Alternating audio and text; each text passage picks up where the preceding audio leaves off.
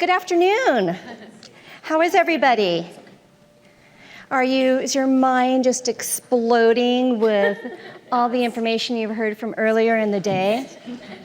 So lots of ideas, right? My mind is exploding from the sessions I heard during the day too, and feels good to be reminded of things that you've already known, that it's still considered good practice, and always really nice, I think, to hear new ideas or a new way of phrasing it, or being able to say, I always knew that worked, and now I have the research to back it up.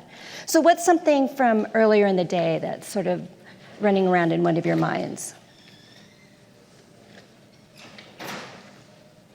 Anything from the stories of the mathematicians? That there are a lot of ways to approach math and mathematical thinking. There's no one way. There are so many ways to approach math and mathematical thinking that there really is no one way. And we sort of have created some algorithms and ways of doing things that people thought were expedient. They're quick and they're proficient, but there are many, many ways to be mathematical. And we can all be mathematicians. We all are mathematicians all the time, whether we think about ourselves that way or not.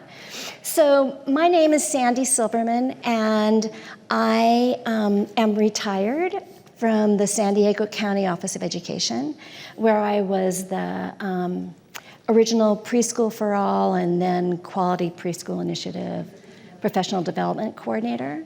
And before that, I was in the mathematics department there, so I got to see so many programs and so many kids and so many teachers, and it's a pleasure to be able to be here and talk with you guys. One of the most fun experiences I've seen kids have is this whole idea of playing with ramps and experience that. Do you have ramps?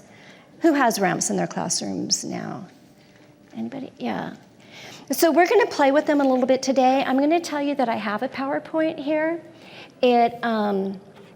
It's kind of a guide for some information, so I'm going to talk you through just a few pieces of the PowerPoint, and then we're going to explore and literally get on the floor or on top of the tables, however you want to be, and just play with some materials.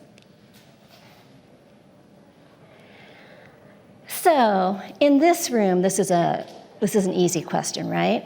What is STEM? But for some people in our field and for some parents, it's still a little bit new to them. They've heard it, but they're not quite sure what it all means.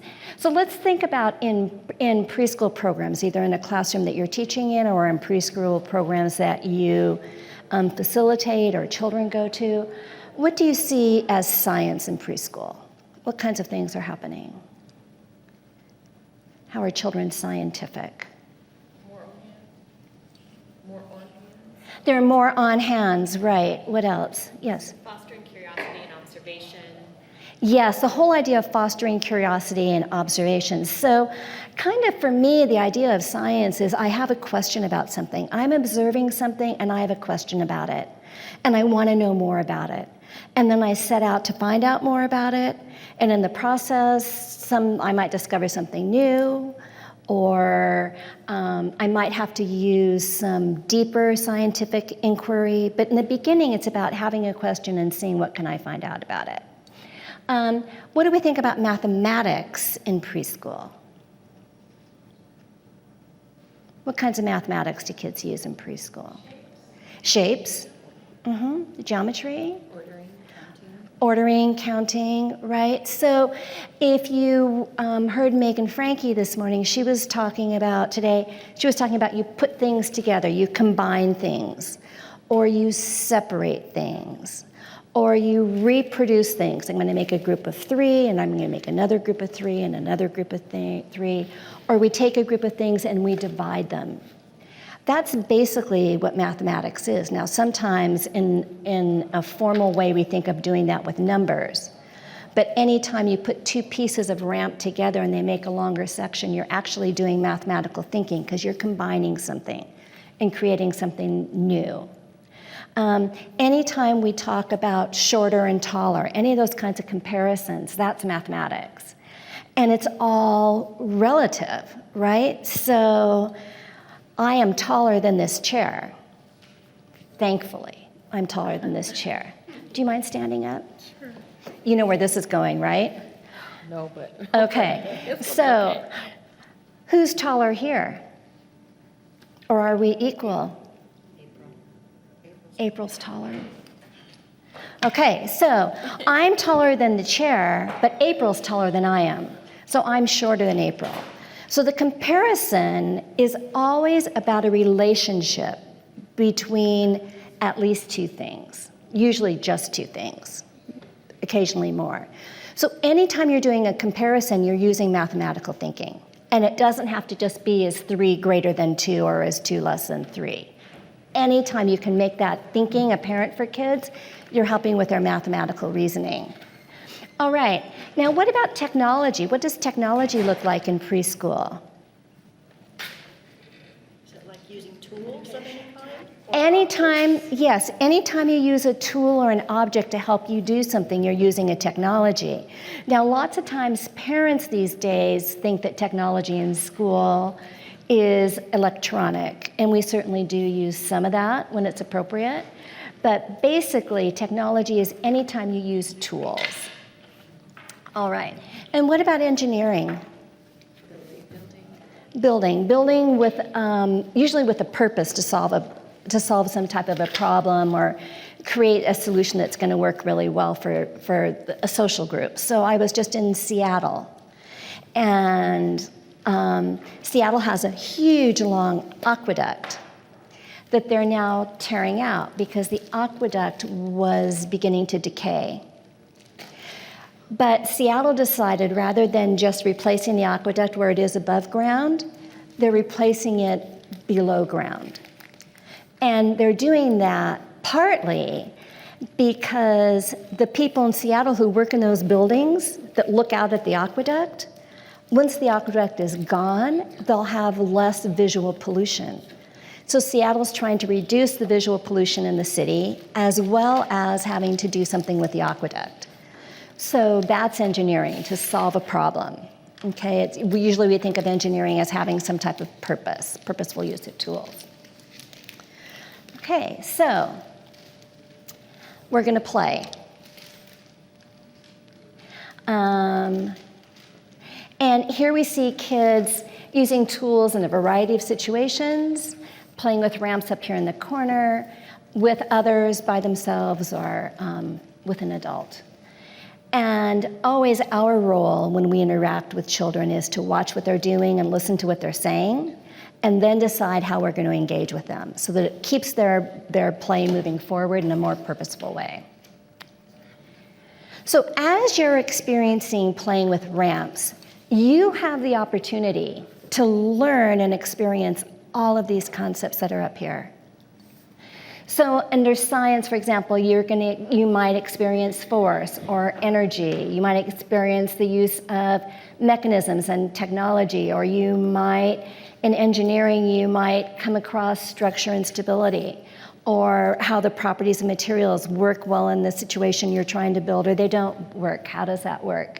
And in mathematics, you're going to be looking at some of those operations, some of the measurement for sure, probably whether it's formal measurement or you're just guesstimating in your head. If you pick up a piece of ramp and you know you want it to end over here, you're going to look at the different lengths of ramp, and you're going to choose the one that you think is the most appropriate size. Now, you're not stopping to actually measure it, but you are measuring in some kind of way. Okay, so here's your challenge. We're going to work in table groups, and so that means we can have 4 groups. She's welcome to play too. Actually, I hope she will. And here is your challenge. You're going to use ramp materials to do 3 things. Your ramp will have to change speed. I don't care how, it just has to change speed at some time. Your ramp doesn't change speed. Your ball has to change speed at some point. The ball has to have a change of direction, and it has to make a noise. Noise. Wonk. Some kind of noise, all right? So it has to change speed, change direction, and make a noise. All right, so let me show you what your materials are. This whole entire room is your playground, all right? So you can use tables, chairs, walls, people, but if I ask to use you as part of my structure, I just have to ask. Okay, I don't get to just put the ramp on your shoulder and think you're going to be okay with it. This table way back here has a lot of wooden stuff, and it has wooden ramps of all different lengths. It has these very cool thingamajigs, whatever you want to call them, that can be stacked, and they come in different shapes, so if they're useful to you, you can use those. This is a bag of all kinds of loose parts. It's got rings and spools and tubes and little things in here of that some kids think look like people. So that's all here for you. Also at this table are some pieces of wood in other shapes. So you can decide if you want to use any of those. And this is 2 pieces of wood that are notched and they have rubber bands around it. You're welcome to open it up and build a shape with it. Use the rubber bands in any way you want. Some little circles with a hole in the middle of them. And a related piece that looks like this, that looks like a square, but it's not a square, it's only square-ish, because a true square has pointed corners. So we want to help kids with some precision in what they're identifying shapes. Over here we've got plastic tubes and of different shapes and sizes. You have a variety of balls. So you might want to, when you're gathering your materials, take a few different kinds of balls. There are some plastic tubs and margarine kinds of things. Over here we have some mason jar rings. We have some cardboard. We have some giant rubber bands. We have this thing. We have clothespins.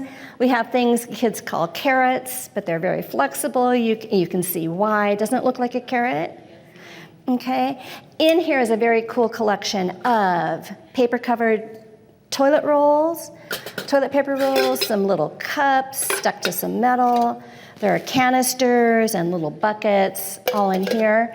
And then also on this table are a variety of sort of fabric types of things, like some placemats.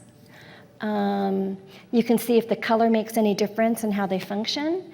We have some felt, some stiff felt, some soft felt, some well sought after gold, and some faux fur, very faux, scarves, a couple sandbags, and a little carpet square. So you can see it's all a variety of kinds of materials. The one thing I do want to mention is the plastic materials and the wooden materials are mostly from a company called Kodo Kids, but you can certainly make all these materials on your own. If you make your own pipes and tubes using like PCV stuff, make sure that you have an adult sand it. If you go and have it cut, make sure that an adult sands down the edges and the corners especially, so that you make sure that they're smooth and rounded and nobody gets hurt, and that's not a project for kids. All right? Oh, I didn't open up my suitcase. While you're gathering that, I'm going to open up my, don't ask me how I missed this petite little suitcase up here. But in here I have a great big rubber ramp that I'll pull out that anybody is welcome to use if you want to. So let's revisit your challenge.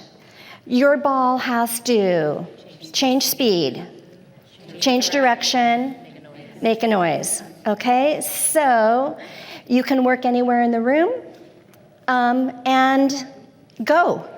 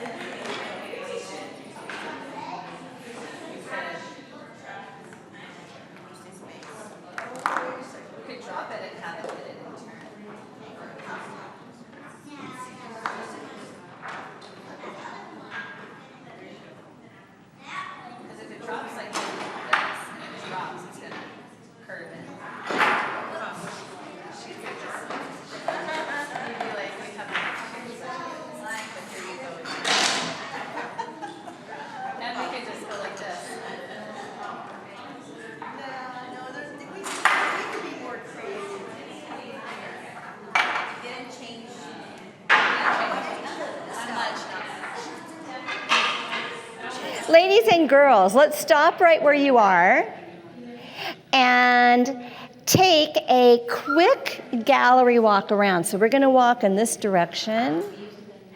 And starting where your ramp is set up, just go visit the other ramp structures and see how they're similar and what kind of creative things they came up with that haven't occurred to you yet. You'll get to come back to your own, I promise. So you can walk around and then we'll go back. The wrong way. I'm going opposite flow. So after you've had a chance to visit others, you're welcome to go back to yours and see if you want to make any modifications. That's our plan. Oh, tell me about this. We did that to slow it down because for a while it was going faster. So we did that to change the speed. I'm going to go in. Oh, so you needed a little bit more inclination. Yeah. Yeah. But not too much. Right. Yeah. Wow. And it looks like it's a very fine sort of adjustment down there. Yeah. It just. There's a little piece of fabric underneath the plastic ramp. And they're explaining that they needed just a tiny bit of inclination to get the ball to go where they wanted. But if they did too much, woohoo! Oh, and into the brownie. Well, one sound and then another, right? So we as adults and also kids especially think that sometimes when a modification means a giant change. You know, I'm going to modify this, I'm going to knock it all down and start all over again. Yes.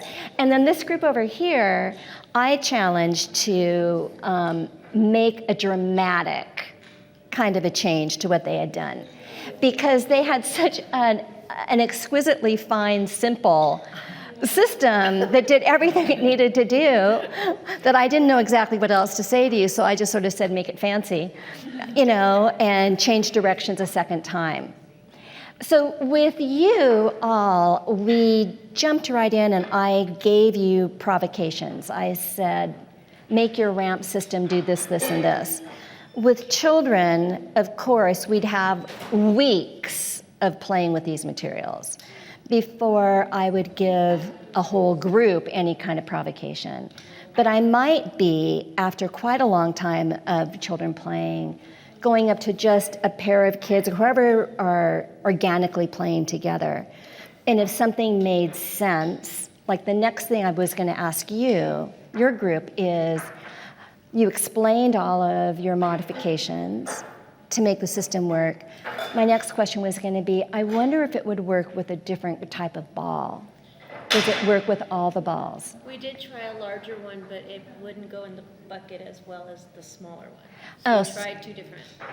So they tried two different balls, so the larger ball wouldn't go into the bucket. So then as a teacher, I get to decide, oh, well, that's fine, and I walk away and they just keep exploring.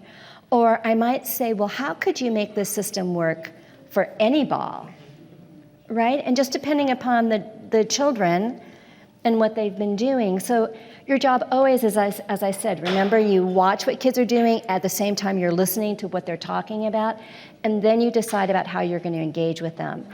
This kind of a chart gives you ideas about the kinds of questions you might ask or suggestions you might make for modifications, so that you're not always, it's easy for me to always go to something about momentum or speed. But I have to also talk about, you know, what would happen if we had a little earthquake here?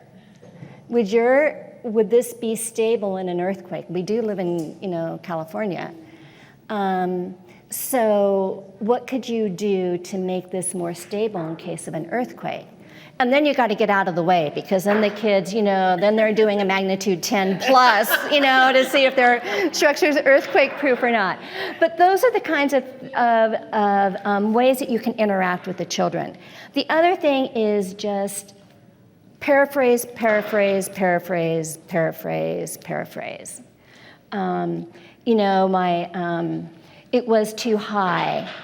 Okay, if we made it too high, it wouldn't work. So you had to really modify the inclination. The incline had a very specific range in which it was going to work. So you take the children's language, you guys all know this, you take the children's language and you paraphrase with the more scientific, STEMmy kind of conversation. Another way to move it forward is to add materials or remove materials. So I might say, this group I said, make it change direction, but make it really fancy. This group built this very elaborate structure that's holding up their ramp. So their ramp system isn't very long, but the whole structure to support it is very elaborate. And we had a lot of conversation about they were dealing with this section right here, about how to get a ball through. They wanted to make it a little bit more complicated with a tube. It was slipping. They tried tying a scarf. Then they realized before they even finished tying it that that wouldn't work. So I didn't even have to say anything as a teacher. I just had to be looking at, ask a question about, oh, tell me about this part. Sometimes you just say, tell me about that, or I noticed something happening here. Or you might even just, do the good old and stare it down until the kids notice that you're looking at that part. And they know then that's directing their attention too. So just being mindful of where you want to go with what children are doing and what they're exploring. So we can have a conversation with them, they can have a conversation with each other. Anybody here familiar with Bank Street College? So Bank Street College is a graduate school of education in New York City. And one of their long-term science instructors there, Professor Stan Chu, he talks about the importance of conversations as young children are learning. And it can be conversations between an adult and a child, or child to child, or child within child, right? But also, in these experiences, why they're so powerful is the child is having a conversation with the material. And like they were saying, okay, ball, are you gonna stick, or are you gonna slide? And they try something and the ramp says, I decided to slide, or I'm sticking. And nobody has to be an authority who knows more than the child knows. The child becomes the authority and the expert. So providing these kinds of experiences for children builds that self-efficacy that we were hearing a lot about this morning. Okay, what are your comments or observations in what you've done so far?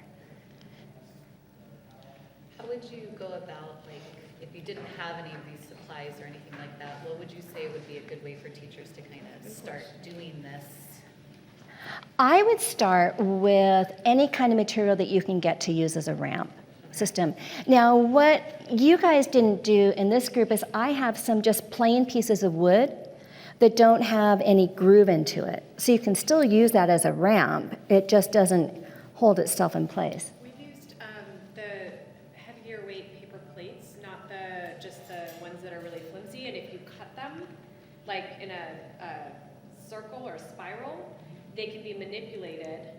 And then toilet paper tubes, paper towel tubes, things like that. Okay, so toilet paper tubes, paper towel tubes, taking stiff plates, cutting them in a spiral shape. Masking tape as another mechanism.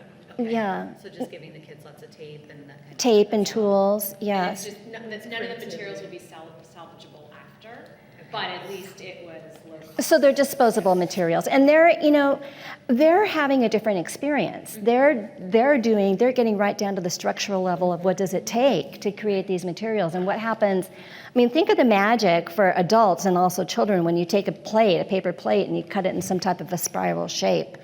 I mean, we all are like, oh, wow, and look how long it gets, and all of those kinds of things. So you can do that. As I said, PVC from Home Depot or Lowe's, any of those home building, fix-it-yourself kinds of places. Mailing tubes, yes, absolutely. I'm sorry? Plastic house gutters, yeah. Just, in preschool, you just got to make sure you check toxicity. So make sure that you're paying attention to those kinds of things, right?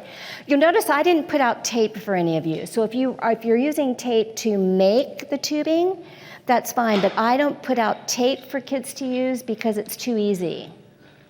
Well, it's not too easy. Tape in itself is a challenge for kids, right? So then the experience becomes using the tape successfully sometimes for some kids rather than the experience here. So I typically don't put tape out for kids, but we have those twisty things and the ties and the rubber bands and clothespins. So the baskets, I used to love to do that when we were in school. You know, where you keep little strawberries in and all that. Oh, the strawberry Those are fun baskets. things. Those are like things that summertime, you think about the seasons change, so there's different things you use. Those are natural. Yes, exactly.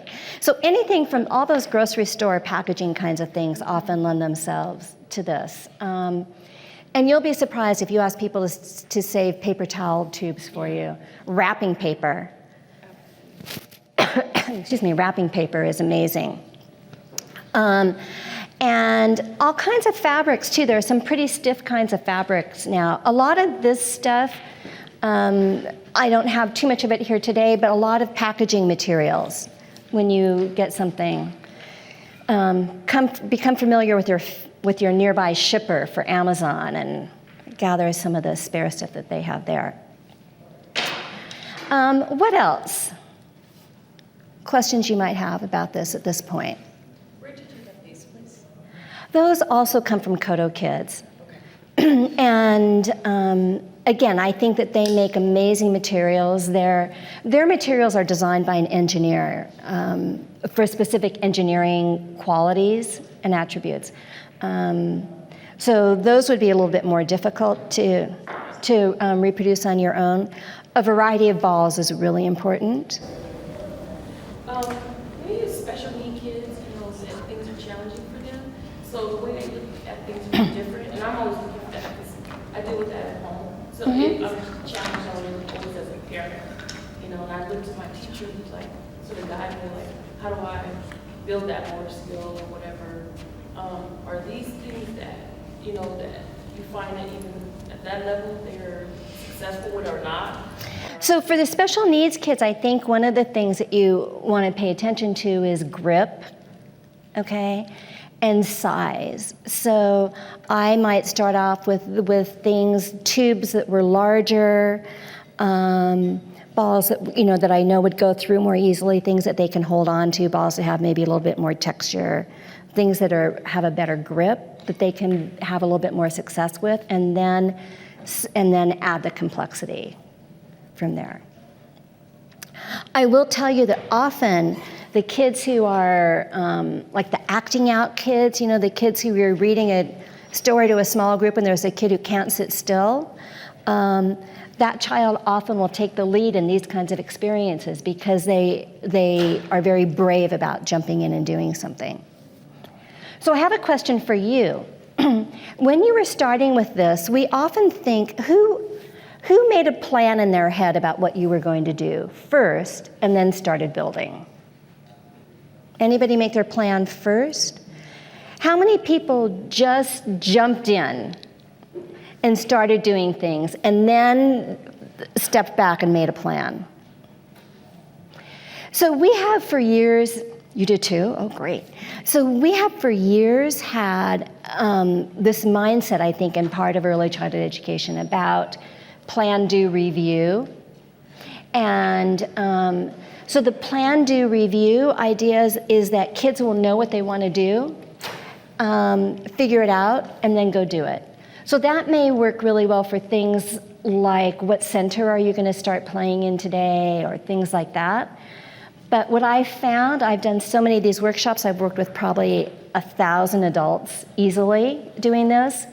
I bet less than 5% of the adults make a plan first and then start building. Almost everybody starts building and then makes a plan. But there are always in the group the people who are the watchers first. Okay, like, I don't know what I'm gonna do, but I'm not gonna do it.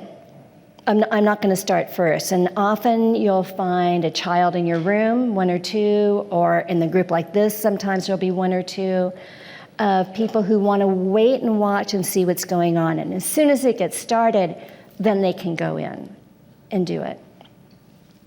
When we think about engineering, there's an engineering design process that includes planning, having an idea, and there are all kinds of fancy words for that. So you have an idea, you have a plan, you make something, and you revise it. But not everybody starts at the same place in doing that plan. You just want to make sure that your children have opportunities to do all 4 of those things. So think about it, have a plan, build it, and modify it in some way if it needs modification. How many of you, the very first ramp you built, did exactly what you wanted it to do? You did, I know. They had the ultimate simple solution to this. I'm going to change my provocation because it was way too simple. It was very easy for you. But usually people start and then they experience something that didn't work. How many of you, the ball went faster than you thought it would? How many of you put your ball on the ramp and it just went and took off? Or it didn't go fast enough. So those are the things that you can modify pretty quickly, and kids love it. The other thing that I'll warn you about is sometimes kids will start with this stuff and they have what we would call a colossal fail, and they think it's spectacular. So they keep repeating their fail, you know? The ball went flying off that ramp. Woohoo! I'm going to have it keep flying. It had nothing to do with what they were expecting to do or we wanted them to do, but it was just like, yeah, I'm going to keep doing this. But that's okay too, because they are still learning something with that, right? And if you want to build a little of algebraic thinking into this whole process, the question about, I wonder if it will work every time. Will every ball work on this? Will this activity, will this result repeat itself every single time I do it? Is it a constant? Is it a for sure? And what are the variables that you're using? So you can use the algebraic term variable right here. So the variable here is like, I noticed something was slipping, so slippage was a variable. Height might be a variable, slope might be a variable. Anything that you can modify within the framework is a variable. So if you use that terminology, when the time they get into algebra, they'll not be afraid of that word. I was wondering if you could just address, you talked a little bit about it, like some students might be the watchers, but just the process of collaborating and just how to foster and facilitate that. Okay, so how do we deal with collaboration in the classroom? You'll see it in all different ways, okay? So I've witnessed many times kids start building on ramps, and pretty soon one child's building has started and they're building this way, and someone else comes in and joins on the other end. Some children don't even notice it. Other children are very much disturbed about that. So then we really do try to talk about having a plan, or if I want to join into with your ramp, that I ask you and that you have time to tell me what your plan is and see if there's a way I can work in with you. I tend to I put you guys into small groups, but in the classroom, I would give children the option, of working, first of all, in the very beginning, letting them work by themselves or with a partner. It's up to them how they want to do it. And then I would start building something that, like for you two, I have an idea for you. Mm-hmm. Could you get a friend and let's see if we can make a ramp that blah, blah, blah. Mm-hmm. Okay, so it becomes kind of a special challenge, and that might be how I would approach it. Does that help? Yeah, thank you. Okay. Anything else? We've got just a couple more minutes. Okay. Another question. Oh, yes. It's not a question. I just wanted to say that my daughter managed to do it on her own, that it changes direction, and it works wonderfully without really. Woohoo! We have proof positive. Yeah, we have an engineer over here. So, what do you see as, do you see that there's an opportunity in your curriculum and your plan of the day to build these kinds of activities in? I think sometimes trying to figure out when you can do it. We didn't get to drawing or any kind of writing, but if kids have an opportunity to draw what they've built, it really helps them see what they did and begins to give them that symbolic representation that we're moving them into later. Yes? Her vision that made me think about boys and girls. Because you know, a lot of times boys have a mechanical mind, and a lot of times someone will get right into it. And every now and then certain girls. And I would, you know, think about my experience where we watching kids when I was in class. Girls, you know, we have to sometimes engage them to some things that maybe they're not thinking that that's something for them, but they're just as good. Is that an issue? I'm asking this, but you guys are teachers, educators. Is that something that you find that? So do you find that there's a gender difference? Do you find a difference in gender with how your kids engage with this? For things like this, it's mechanical and building and things like that. No? I don't find it so much when it gets into the building aspect. I think they just kind of dive in. I think you're going to have your leaders and your watchers and your whatever, and I don't think it, I haven't found where it's girl or boy. Yeah, I have to say with these materials, I've seen that far less. With blocks, in a block area, I tend to see that more. But with these materials, I've seen it far less. And we have to be really careful about all the gender, issues and stuff. But I just want to see if that's something that, because I'm learning to get in the community and talk about things with parents. Is that something we encourage? You know what I mean? Because when we came up, girls weren't encouraged to do a lot. Right. So I'm just wanting to invite more. So that's what I wanted to know.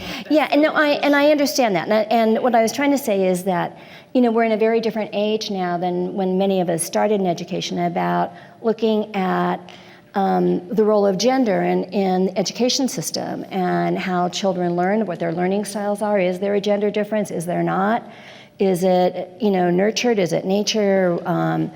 Gender roles are changing in our world, and so we're trying to be careful of that. We don't say girls do this and boys do this anymore, so we're trying to address those issues. But there are some things, like it's fairly typical in a block area to see girls build flat and make houses for dolls, and boys building higher and tending to knock things over. So one of the things that we did in one preschool program I was with, I just said, I noticed that when I look at who's playing in blocks, there seem to be a lot of boys playing there. So how about if we have a sign-in sheet? So we had a sign-in sheet for a week, and we watched to see how many girls and boys went to that area, and then we counted it up. And we found that my observation was accurate. There were far more boys playing with blocks than girls. So we talked about that, and what should we do about that? Because I thought everybody should have a chance in the blocks. And I said, and this time, since I'm the teacher, let's see what we can do about that. That particular group of kids came up with a girls' block day. So one day a week, and they would put it on their classroom calendar, the girls played in the blocks. And the boys had to do things other than blocks. And I'll tell you, for some boys, that was a rude awakening, to have to try something else out in the room. But it helped have that access for girls who were shy to go over there. Then when we went back and we mixed groups a little bit more, then I saw a lot more coming from the girls and a lot more interaction there. Which I really like. Yeah. Ask the kids what they wanted. I think that's like so empowering. Yeah, so it did come from the kids. And anytime you can get that to happen, that's great. And I know I'm standing with my back to you. So let's see. I often do this presentation. Sometimes I've done it for 3 days or a week. Sometimes I've done it in an hour like this, and there's so much to do here. But what I'm hoping you'll really leave here very empowered with is that STEM is not such a foreign thing in our classrooms. We all know that. And that one of the ways that we move the intensity of it and really support the content of it is the types of conversations and the language that we use with kids. And the kinds of prompting of what else could you try here? And always looking to move it on and make it a little bit bigger for them. And I will tell you that I used to do something I called flash and dash, but I don't say that anymore. Cut that out. But I used to call it flash and dash because I would just come up and say, I'm really interested about what happens to the ball right here, and I wonder what would happen if 2 balls rolled down. And then I would just walk away. So I appeared, I saw something that was intriguing to me, and then I left. So the answer came from the kids, if they were interested in following that or not. I want to thank you all very much for being here till the end of the conference, for playing with our materials, and if you wouldn't mind just stacking them back up, that would be really great where you got them. Thank you.